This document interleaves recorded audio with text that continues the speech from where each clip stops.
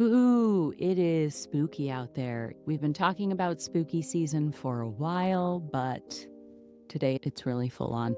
Tomorrow is Halloween, and it is so blustery and dark. It's weird for it to be dark, but I'm getting used to it. I'm enjoying the different seasons.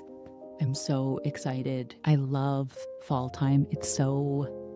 I love fall. I love snuggly season. I love fuzzy socks and wood stoves and all that good stuff. Any conversation about fall from a middle-aged white lady would not be complete without a discussion of pumpkin spice. It has been brought to my attention that there are a lot of haters out there of pumpkin spice, and there's the idea that it is mostly just basic bitches that like it, but I actually can't consume or see pumpkin spice without thinking about colonialism, and specifically Blind Boy. Blind Boy podcast is my favo bavo. I love it so much. He's an Irish guy from Limerick, and let's face it, I've been radicalized by Blind Boy. Blind Boy was the only person that could cure my Anglophilia. I used to be pretty bonkers about English accents. I was cuckoo in the coconut. And then, turns out, listening to over 400 episodes of an Irish guy talking about the brutal colonialism inflicted by the British Empire just kind of cures it. I think I've talked about this before, so I won't belabor the point. But a few months ago, I listened to his episode about pumpkin spice and its origins. I think most Americans know pumpkin pie as a Thanksgiving treat, something that maybe they ate at the first Thanksgiving dinner with the indigenous people. Showed these British colonists how to grow the three sisters crops, if you know what that is: maize, beans, and squash. These plants grow really well. Native Americans didn't really do dairy, but the Brits did. So they would take a squash, hollow it out, and then fill it with some kind of cream or milk and spices, and then bake it. Kind of a crustless pumpkin pie.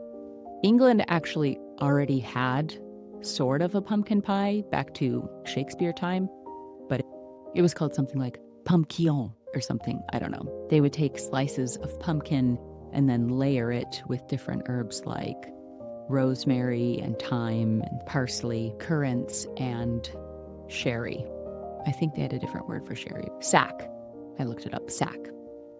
So they would have a layered dessert that had pumpkins, apples, herbs, and sherry. The herbs, interestingly, were ones that they had locally because at that time spices were really rare and expensive. They used local stuff that they had, like rosemary, parsley, sage, rosemary. So that's where pumpkin pie comes from. It's pretty crazy when you look at the Dutch East India Company. I think we kind of briefly covered it in probably high school, but it was crazy. So Dutch East India Company is actually also known as VOC, it's a Dutch word that I can't pronounce. Which I think is funny because when I see VOC, I think volatile organic compounds, which are chemicals that are in things like paint and even scented candles, honestly. Not good for you. This is stuff that I learned when I was infertile for many years and I was trying to improve my health. That was one. It was like, no volatile organic compounds. And it's pretty hard to find candles that don't have them in it, which is why I have switched to incense, which TBF, I haven't actually dug very deep because maybe the incense also has volatile organic compounds, but ignorance is bliss. Yeah, nutmeg, cloves, cinnamon, ginger, all of these are from other parts of the world, which this is basic stuff. Most people know this, but do you know where nutmeg comes from? Do you know that? It is Indonesia. Yeah. And it was crazy expensive because the VOC had a monopoly on it.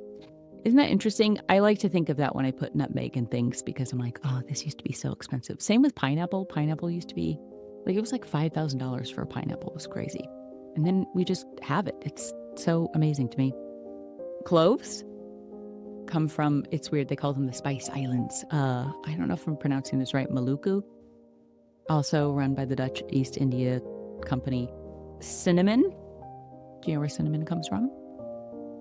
Sri Lanka. I don't know why this is turning into such a little quiz show kind of podcast, but I find it interesting. I like to know where stuff is from. And then ginger, you probably know, is from the Caribbean. And there are a lot of really great ginger beers from Jamaica, and ginger, it's good stuff. So yeah, all that stuff was brought from other parts of the world, controlled by the VOC. They were crazy. Like they had their own military, they had this monopoly, they had their own money, their own kind of government. It was almost like its own state, but it was a company. It was the first multinational corporation. And like most multinational, or maybe all, I haven't looked into it. They were evil. They were evil AF. Capitalism is bad for humans. But the good news is eventually they collapsed. So yeah, the smell of all those spices just really bring back memories of past fall time. In fact, sometimes I really miss being a trad wife. I went to Lowe's last week and had these flashbacks from when that was kind of my life, where I was at home most of the time.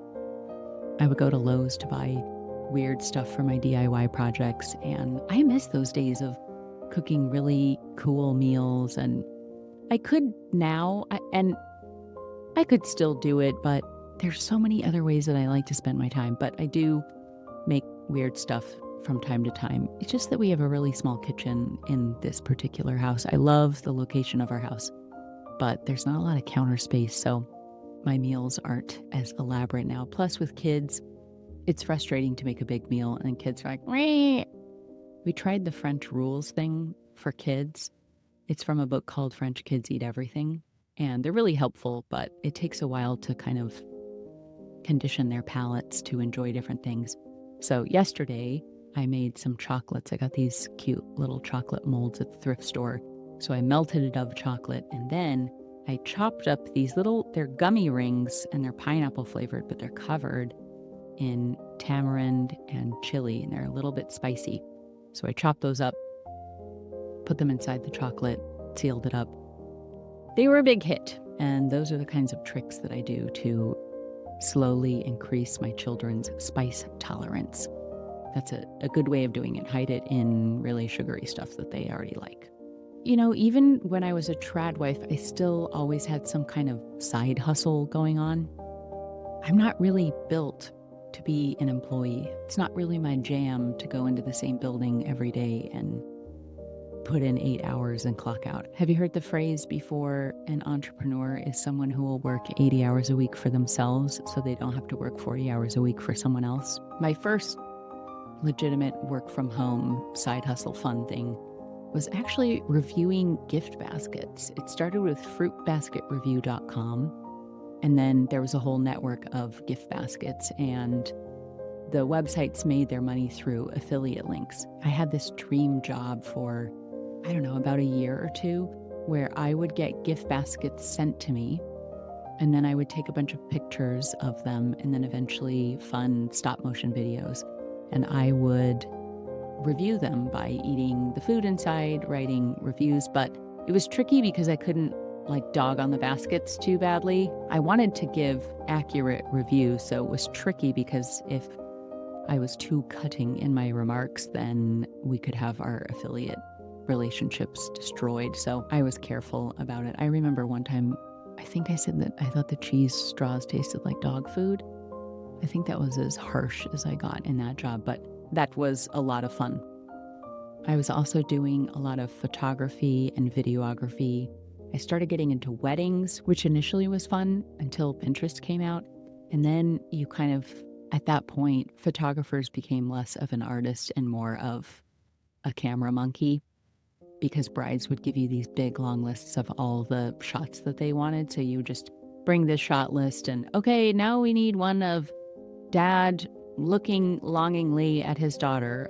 Now we need the first look shot. And it felt really contrived, and I was gone on the weekends. When my photography and videography business really started taking off, I had a little baby and realized that I was going to be gone most weekends. And I didn't want to miss out because that was the time that my husband was off work. So that fell by the wayside of doing wedding videography and photography.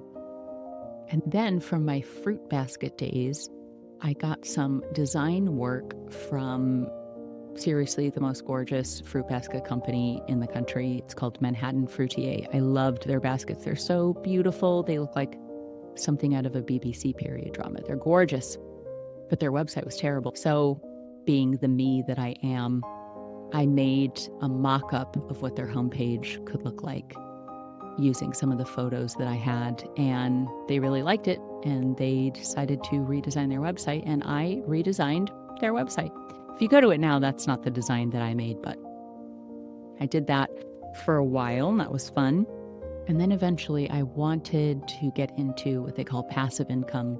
That's where you make something once, but you get paid for it over and over. So a book, that's a perfect example of passive income. You can also do downloads, courses that people take, stuff like that. So I got really into Pat Flynn, and then I started actually a product business. I would design a product and then find a manufacturer to make it. I designed the packaging, wrote the product descriptions, all of that, and then I sold it on Amazon. The part that I really liked about that was coming up with product ideas. In the first year of designing and selling my products online, I sold over $100,000 worth of products, and it was fun. But then when I actually did the math of how much money it cost me to make it and then to sell it on Amazon and all of that, it still wasn't really that much. And I remember asking myself, okay, for how hard you're working, and then you calculate your hourly rate, if you could make the same amount of money reading books to kids at the library, doing story time, which one would you pick? And I realized, yeah, I'm really motivated by the money that I could make at this. But honestly, when you become successful, you attract competition. It was very frustrating because I would design these products, have really good product photos, put them on Amazon. Then as soon as they started getting traction, my product was copied exactly. My photos were stolen. They copied and pasted my descriptions. Essentially, Chinese factories would just sell it directly, but they would use my photos and descriptions. It was frustrating, and I realized that the part that I liked the most about it was designing the products.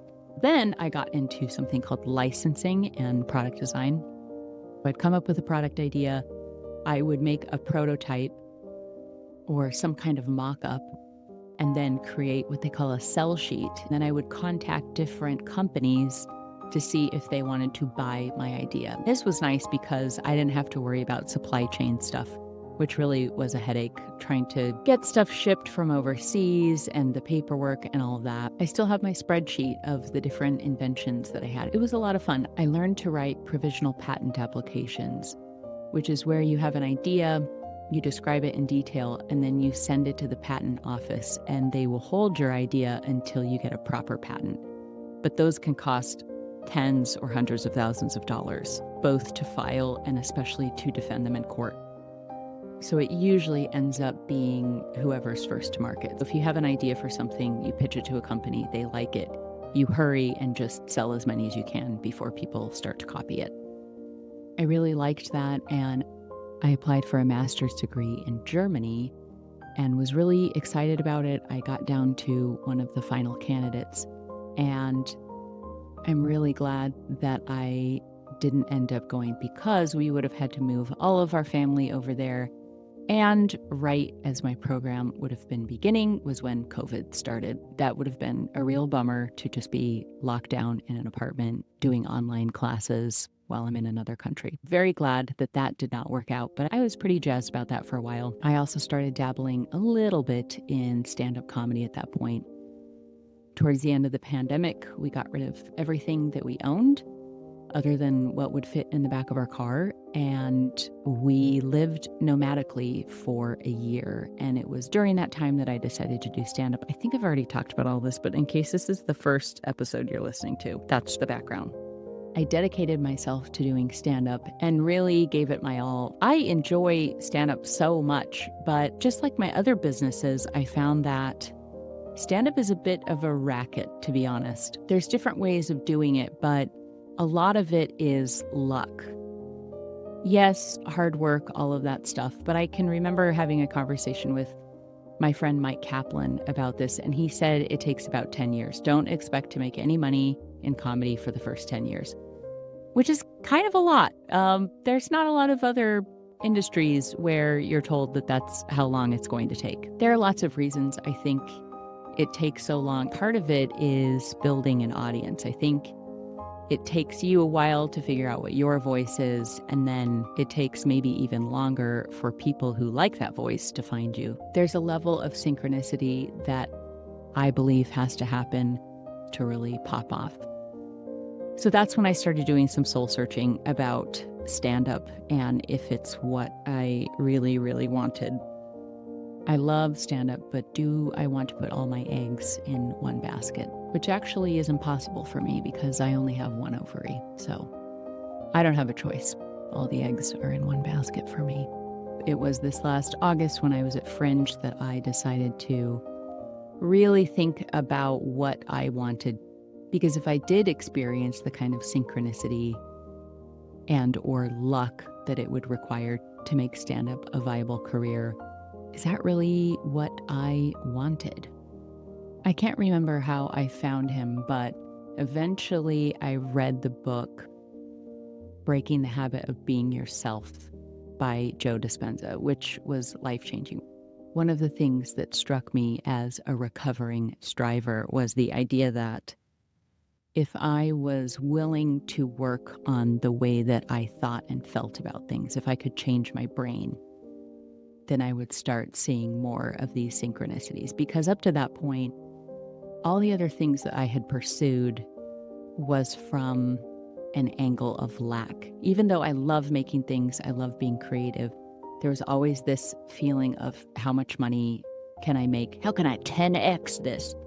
Yes, what I'm saying is I have a startup bro that lives inside of me, which isn't bad necessarily, but if there's an easier way to do it, I'm totally game. I think one of the hardest things about this is understanding what you really want. I'm sure I've talked about that before as well, but I don't think most people know what they actually want. So when I looked at stand-up, like, do I actually want stand-up? If you'd like, I can break down this book, Breaking the Habit of Being Yourself. It's quite sciencey. In fact, when you hear people talk about manifesting, they're usually not doing it. They're really not.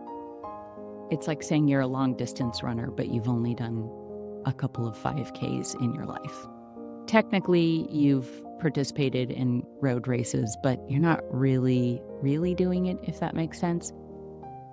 Joe Dispenza breaks down the science of, I don't like the word manifesting.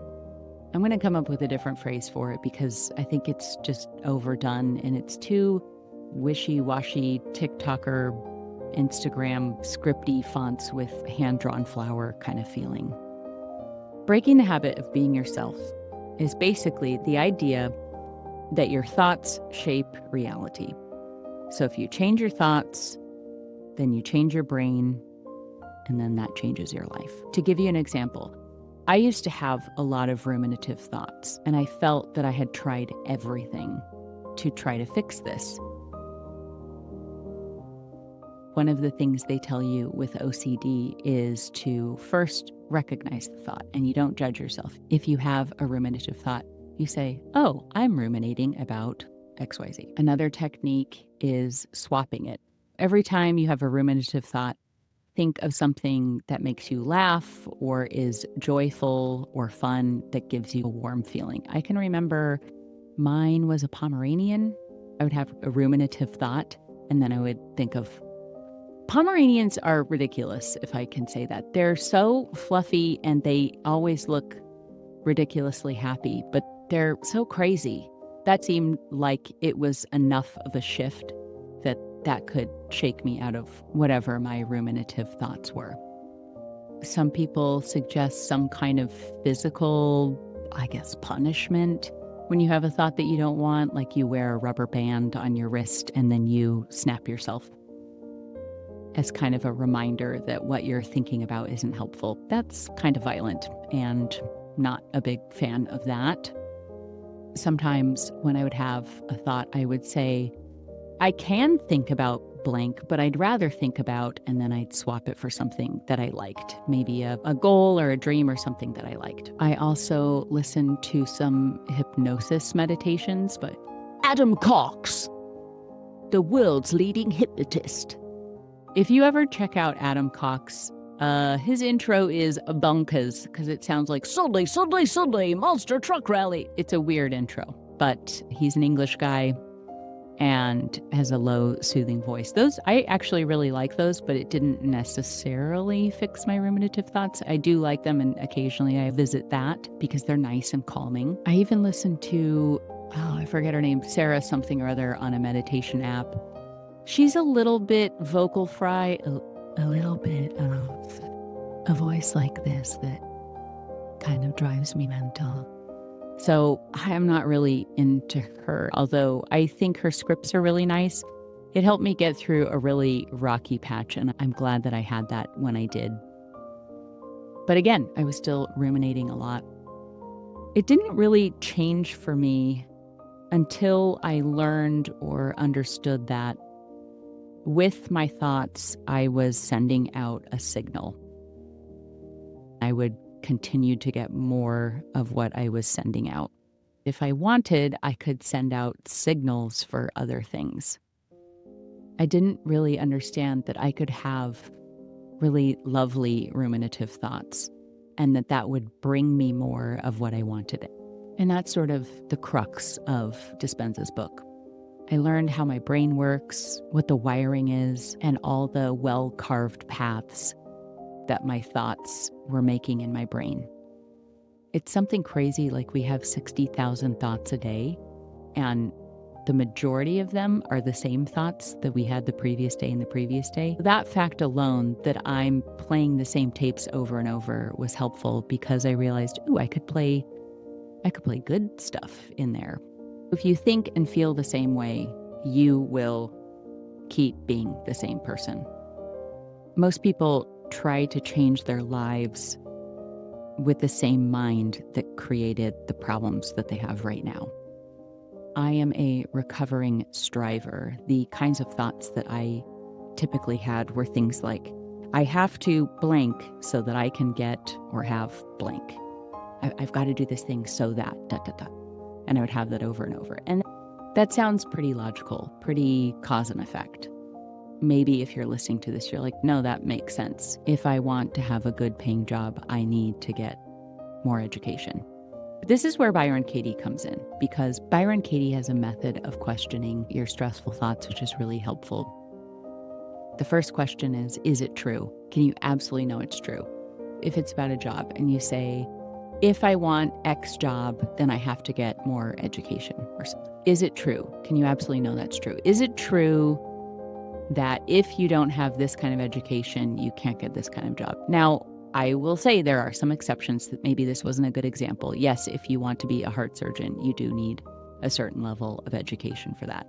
But if it's to start your own business, not really. Are there people that don't have an MBA that have started successful businesses? Yeah, there are.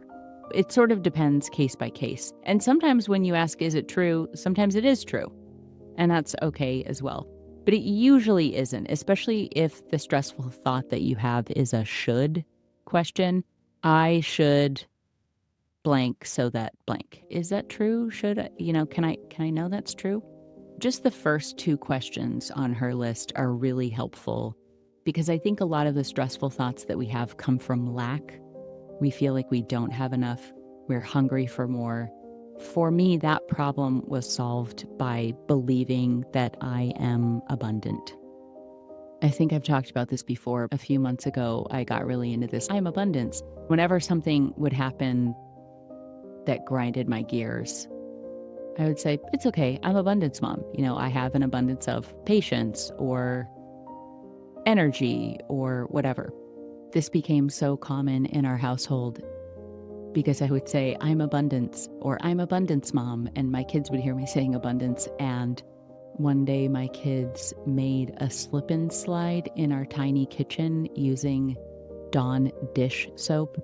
They were sliding around on the floor on a sled. And when I tell you there are a lot of sharp, low corners in our kitchen, I'm not exaggerating. When I came downstairs to find them in their reverie, I was like, oh, hell no, I am not taking somebody to the emergency room. So I said, guys, you can't sled in the kitchen. It's tiny. Someone's going to get hurt.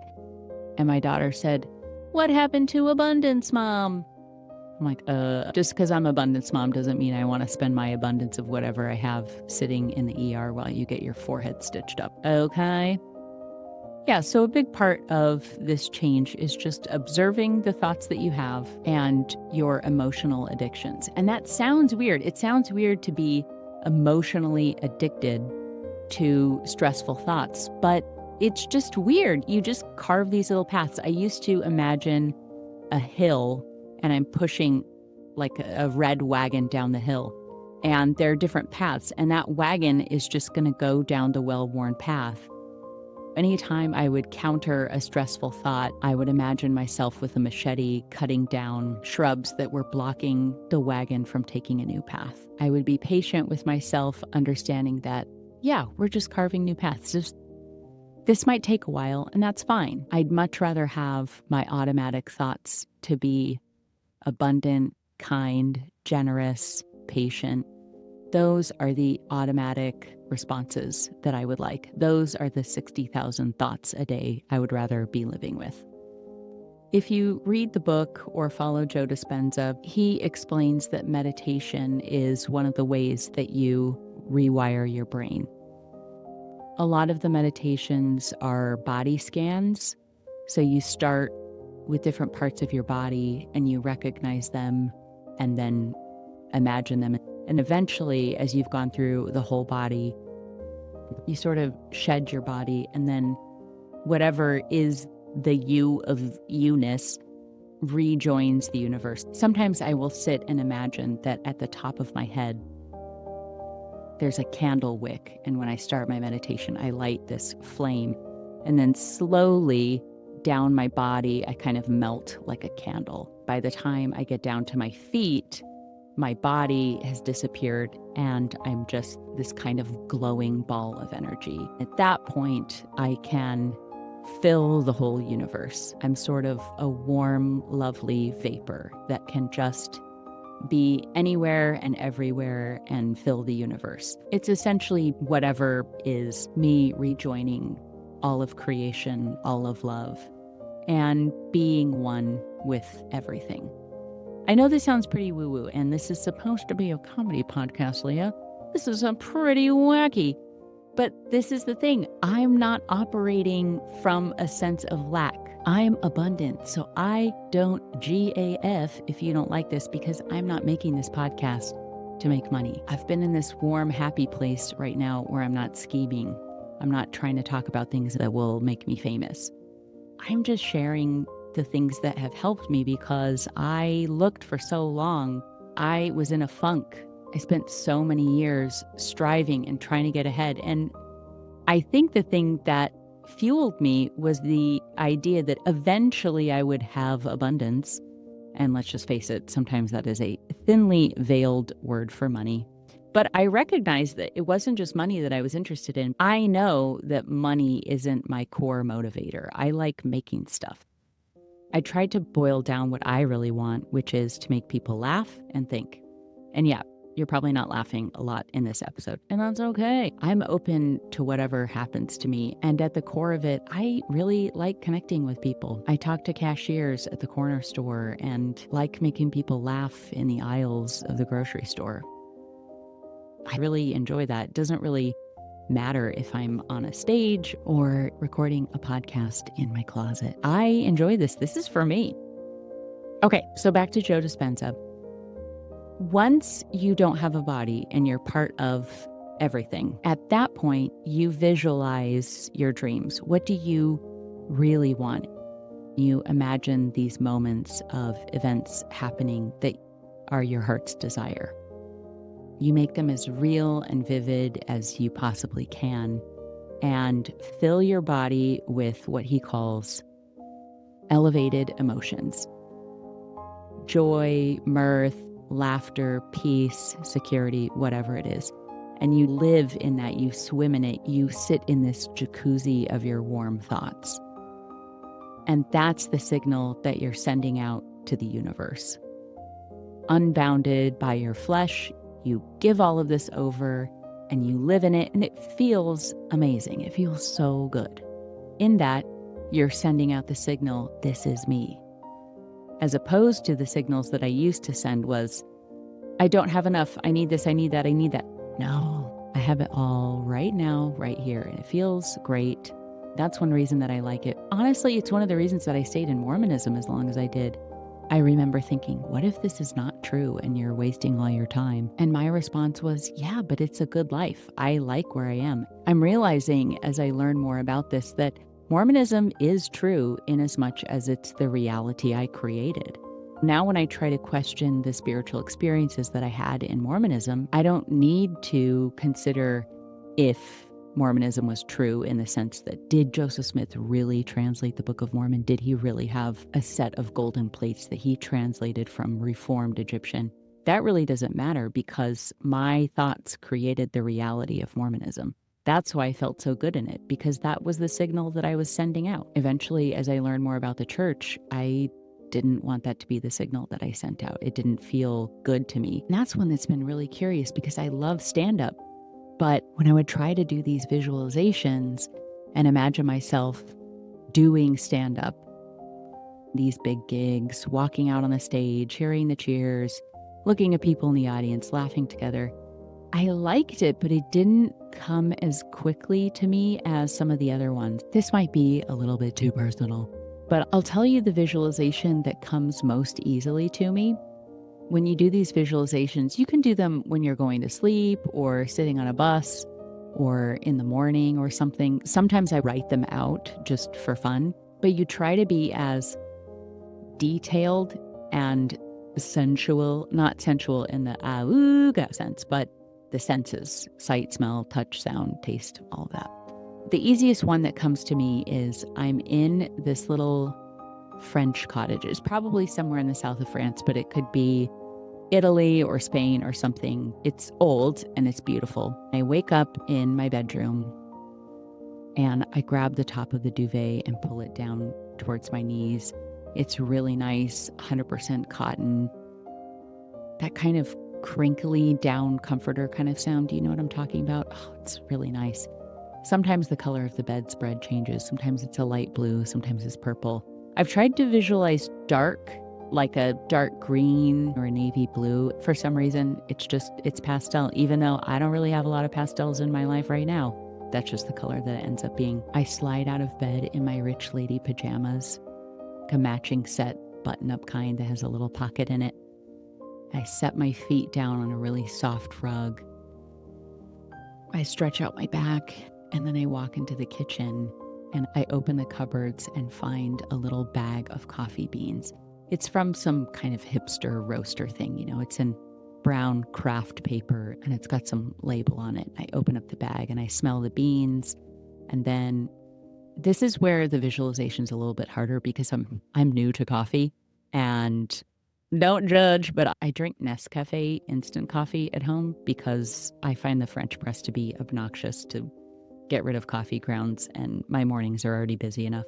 And I don't know, Nescafe, I think it tastes good because I have the coffee tasting palate of a teenager. So it becomes difficult when I make coffee in this dream because I've only seen them do it at coffee shops. I know you pour the beans into something and then there's like a little thing that grinds it and this sort of cup thing that kind of looks like a ladle or a measuring cup, and then they pour that and then it like, anyway, I'm not very good at visualizing the coffee part, but at the end of whatever I'm visualizing of this coffee being made, I have this little cup on a little saucer, and I walk out to the balcony, and it's a warm, sunny morning, not too warm, not hot, and I'm looking out over some kind of a valley. Sometimes there are rolling hills and I can see castles and stuff. Other times I can see a river or the ocean.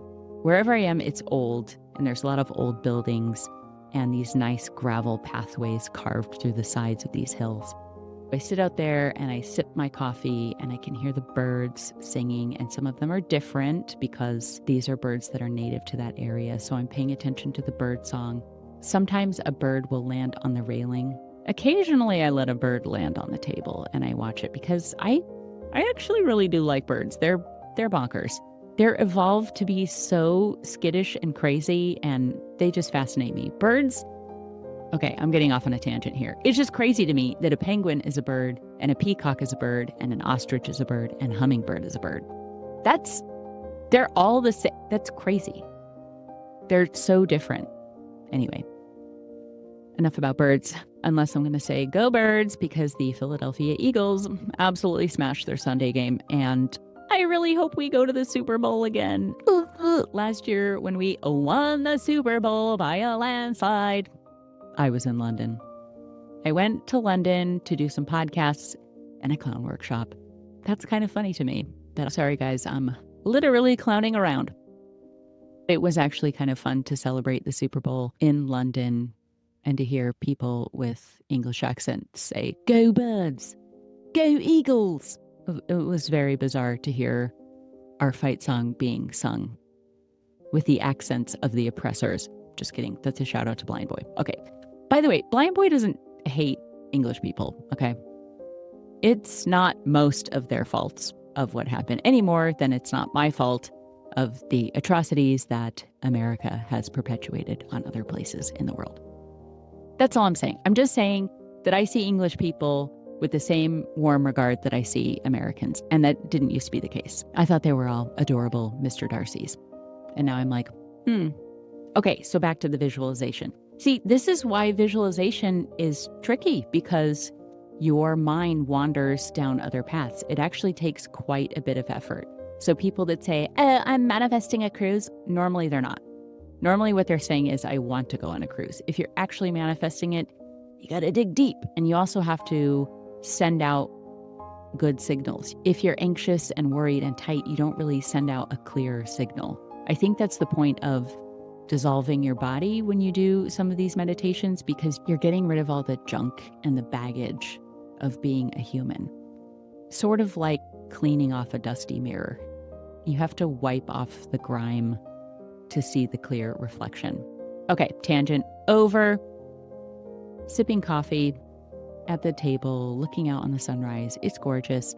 And then I have a nice little notebook and my favorite Muji pen, which I don't have to imagine because I have those. I think I could have all the money in the world and I'm still going to love my Muji pens. So I'm out there and I'm writing, probably in a journal at this point, because in the mornings I do what are called morning pages, recommended by Julia Cameron in the book The Artist's Way. I've maintained that tradition in this particular visualization.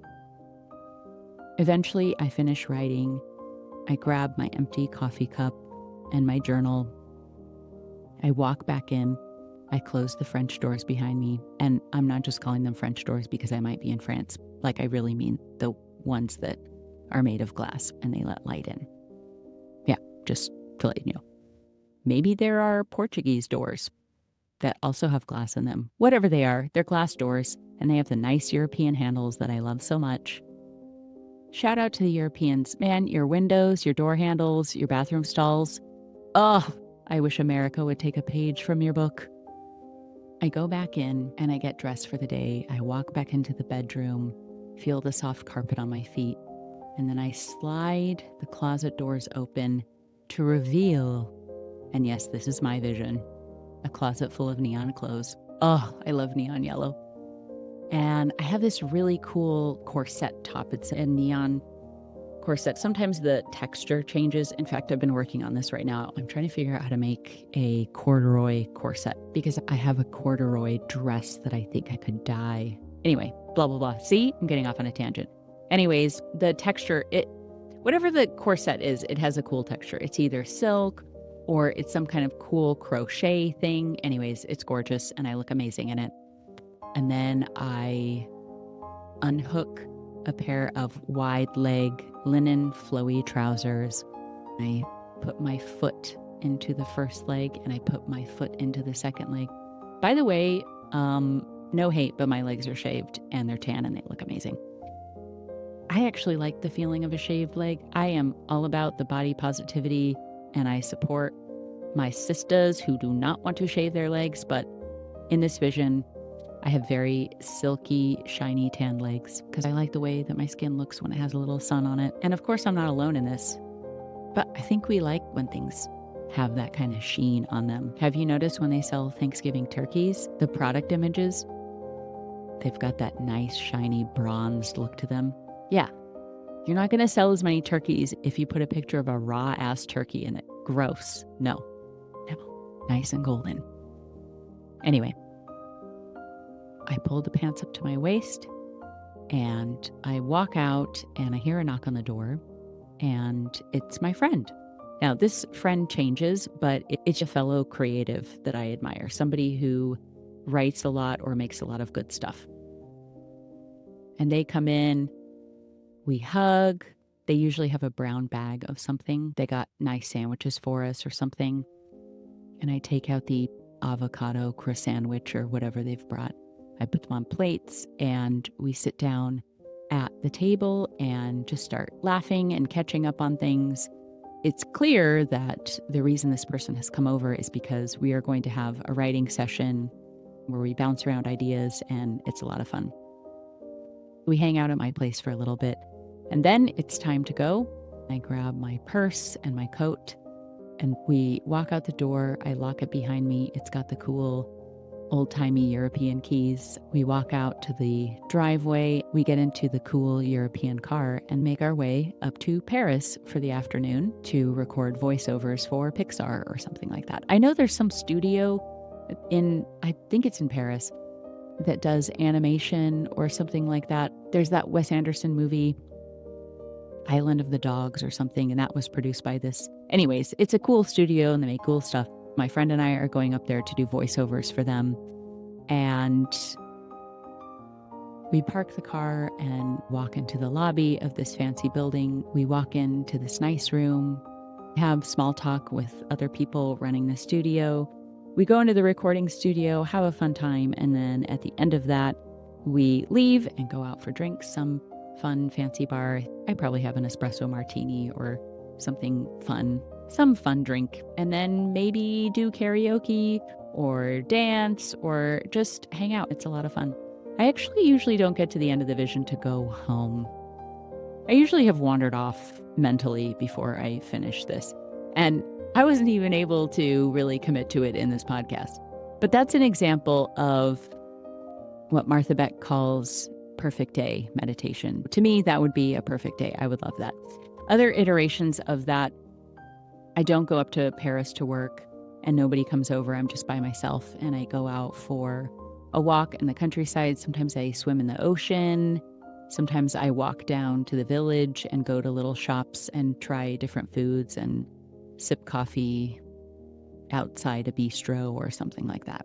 So it changes, but I love that. It's a wonderful day and it doesn't hurt anybody. Yeah, it's a wonderful day. I love doing visualizations like this. But one of the weird things is that when I would try to visualize days where I was doing hardcore stand-up, it took more mental effort. Isn't that interesting? My cozy visions are a lot easier than my showbiz ones. I think it's telling me that my core is making creative things and collaborating with other creative people. And I'm not really in stand-up for the fame. In fact, the two people that come to mind first for me that have a dream life are Blind Boy and David Sedaris, whom I have spoken about before. I think I idolize the two of them because they both seem to have a massive amount of creative freedom to make the thing that they like and to live a slower paced life where they get to enjoy stuff. I think that's the downside for me in stand-up. Number one, I don't want the fame. I don't want a lot of people knowing my face and who I am. I also don't want to be rushing off to this, rushing off to that on a regular basis. I think it's fun short term to do big fun gigs, but The other visualizations that I do, I'm like taking a train across Europe. I'm in a ski lodge in Switzerland. It's a lot of sweatpants. My visions are fuzzy socks and cups of coffee and laughing with friends. I visualize a lot of writers' rooms, a lot of collaborations, a lot of writing. Even though I chose to spend my time this morning on this blustery day doing this podcast instead of writing my book, this actually is a form of writing. I know this sounded pretty haphazard, but I did have a plan going into this. I think the reason I like writing is because I feel that I have something to say, and writing is a way to say it, and it doesn't really matter if people see it or not. The downside of stand-up is you might have something to say, but you have to convince bookers to let you say it. You also have to convince a bunch of people to all coordinate their schedules to be in the same room at the same time. David Sedaris has it down because most of his time is spent writing and editing, and then occasionally he goes out and he gets to connect with people, but that's not his bread and butter. He gets to choose those occurrences. Same thing with Blind Boy. Most of his time is spent researching his podcast, writing his books, and then occasionally he goes out to different venues. Sometimes we'll go to Australia and do 3 or 4 gigs there and then come home. I'm not really interested in the way that a lot of stand-ups do it, where they're gone 45 weeks out of the year traveling to all these different places. I'm not really into the glam showbiz part of stand-up. It doesn't come naturally to visualize that. What comes naturally to me is sitting in my closet on a windy, wet fall day, sharing my thoughts with you and my ideas about how I melt my body like a candle, become a purple vapor, and use that power to imagining me on a French balcony, staring at a starling, eating a bacon, egg, and cheese biscuit with Tina Fey, and doing a voiceover for a stop-motion video, followed by a fun night of martini-fueled karaoke in an obscure French town. That's my vision. Those are the vibes I'm sending out to the universe. I no longer snap my wrist with a rubber band or imagine Pomeranians. No, I'm swimming in the ocean. I'm sipping coffee. I'm sitting on a train in Switzerland.